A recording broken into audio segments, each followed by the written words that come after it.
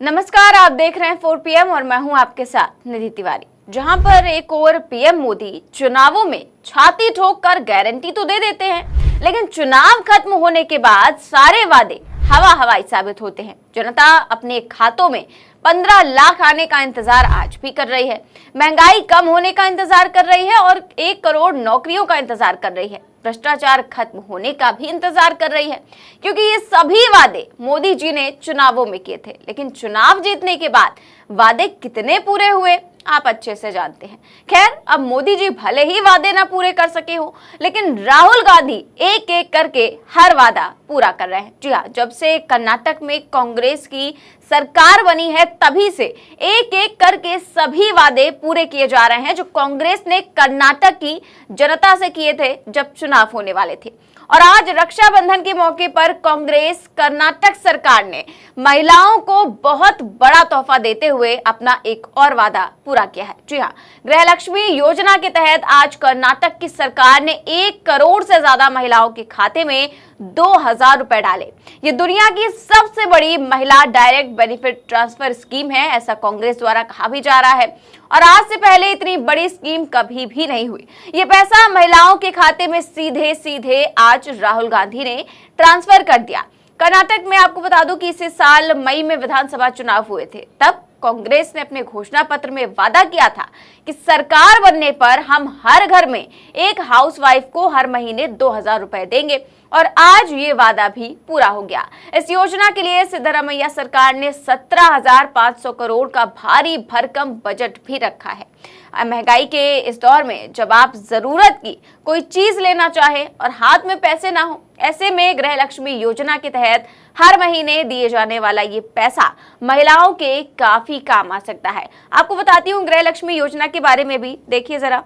गृहलक्ष्मी योजना के तहत 1.11 करोड़ परिवारों की महिला मुखिया को 2000 रुपए ट्रांसफर किए गए। अगले साल लाभार्थियों की संख्या 1.3 करोड़ तक किए जाने का लक्ष्य है। इसमें गरीबी रेखा से नीचे और ऊपर के परिवारों की महिलाएं पात्र हैं। इसका लाभ केवल वो परिवार ही उठा सकते हैं जो वस्तु और सेवा कर यानी कि जीएसटी और आयकर रिटर्न दाखिल नहीं करते हैं। योजना के अंत्योदय कार्ड धारक भी पात्र हैं। अंत्योदय योजना गरीबों को सब्सिडी वाला भोजन देती है। सरकार के मुताबिक गृहलक्ष्मी योजना का उद्देश्य परिवार के भरण पोषण की जिम्मेदारी संभालने वाली और आत्मनिर्भर जीवन जीने के सपने को साकार करने वाली राज्य की 1 करोड़ से अधिक महिलाओं को वित्तीय सहायता प्रदान करना है। तो ये उद्देश्य है गृहलक्ष्मी योजना का, जो कि कांग्रेस द्वारा बताया गया है।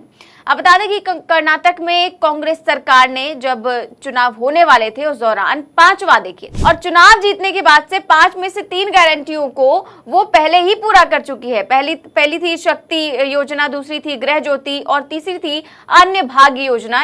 इसका वादा जो है वो कांग्रेस पहले ही पूरा कर चुकी है, और अब चौथी योजना गृहलक्ष्मी भी आज पूरी हो गई। इस दौरान लोगों के खाते में पैसे ट्रांसफर करते हुए राहुल गांधी ने क्या कुछ कहा, सुनिए जरा। चुनाव से पहले कांग्रेस पार्टी ने, हमारे सब नेताओं ने कर्नाटक से 5 वायदे किए थे, और हमने कहा था कि जब कांग्रेस पार्टी कुछ कहती है, जब कांग्रेस पार्टी के नेता कुछ कहते हैं तो हम वो करके दिखाते हैं। और आज जब हमने ये टैबलेट पे बटन दबाया तो हमारी करोड़ों महिलाओं को सीधे उनके बैंक अकाउंट में 2000 रुपए मिले। और जैसे आज हुआ वैसे ही हर महीने करोड़ों महिलाओं को सीधे बैंक अकाउंट में 2000 रुपए मिलेंगे। और कर्नाटक की सरकार की गारंटी है। दिल्ली की सरकार जो है वो अरबपतियों के लिए काम करती है। उनके 2-3 मित्र हैं, और पूरा का पूरा जो विकास का काम होता है वो उन्हीं 2-3 लोगों के लिए होता है। कर्नाटक में जो हमारे 5 स्कीम है वो सिर्फ स्कीम नहीं है, वो एक गवर्नेंस के मॉडल है।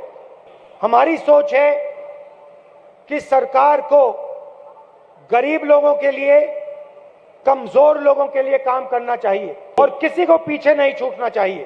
ಯಾರೊಬ್ಬರನ್ನು ಕೂಡ ನಾವು ಹಿಂದೆ ಬಿಡಂತ ಕೆಲಸನ ನಾವು ಮಾಡಬಾರದು। चाहे वो किसी भी धर्म का हो, किसी भी जात का हो, कोई भी भाषा बोले, सरकार को सबकी देखभाल करनी चाहिए। ತಗೊಂಡು और जो ಹೋಗಬೇಕಾದಂತದ್ದು काम हमने कर्नाटक में किया है, खास तौर से हमारी माताओं बहनों के लिए, वो हम पूरे हिंदुस्तान में करने जा रहे हैं और कर्नाटक पूरे देश को रास्ता दिखा रहा है। भारत जोड़ो यात्रा में हजारों महिलाओं से मैं मिला। कर्नाटक में हम तकरीबन 600 किलोमीटर चले और मैंने आपसे बात की और चलते मुझे एक बात गहराई से समझ आ गई। आपने कहा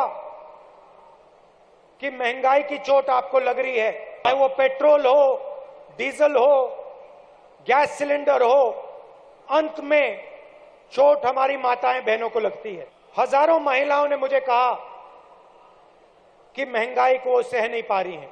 चलते चलते मुझे बात समझ आई कि जो कर्नाटका की महिलाएं हैं वो इस प्रदेश की नींव है, फाउंडेशन है। जैसे पेड़ जड़ के बिना खड़ा नहीं हो सकता, वैसे कर्नाटक हमारी माताओं बहनों के बिना खड़ा नहीं हो सकता है, क्योंकि आप इस प्रदेश की जड़ हैं। तो राहुल ने कहा कि चुनाव से पहले हमने 5 वादे किए थे और कांग्रेस और उसके नेता जो कहते हैं वो करके दिखाते हैं। ये हमारी गारंटी है और कर्नाटक की सरकार की गारंटी है जो हमने पूरी की। तो इस तरह से राहुल गांधी ने अपनी सरकार का बखान भी किया और कहा कि ये गारंटियां हैं जो हमने पूरी कर दी हैं। तो केवल 100 दिनों में कांग्रेस ने अपने सारे चुनावी वादे पूरे कर दिए हैं। तो वहीं जनता मोदी जी के 15 लाख रुपए खाते में आने का इंतजार आज भी कर रही है और केवल 15 लाख ही नहीं, न जाने कितने वादे पीएम मोदी ने चुनावों से पहले किए थे, 2014 के चुनावों में किए हो या फिर 2019 के लोकसभा चुनावों में किए हो। लगातार वादे पर वादे, दावे पर दावे किए जाते हैं, जुमले दिए जाते हैं, लेकिन वो वादे पूरे कितने होते हैं आप सभी अच्छे से जानते हैं। जब पीएम मोदी ने भ्रष्टाचार को लेकर छाती ठोककर दावा किया कि सारे भ्रष्टाचारी जेल के अंदर होंगे, ये मेरी यानी कि मोदी की गारंटी है, और उसके अगले ही दिन अजीत पवार, जिन पर इतने सारे भ्रष्टाचार के आरोप थे, उन्हें बीजेपी में महाराष्ट्र में डिप्टी सीएम बना दिया गया। तो इस तरह के वादे जो है किए जाते हैं मोदी जी की तरफ से, और पूरे कितने वादे होते हैं हम सभी जानते हैं। आपकी इस खबर पर क्या राय है, हमें कमेंट बॉक्स में जरूर बताएं। देश और दुनिया की तमाम बड़ी खबरें जानने के लिए देखते रहिए 4 PM न्यूज नेटवर्क।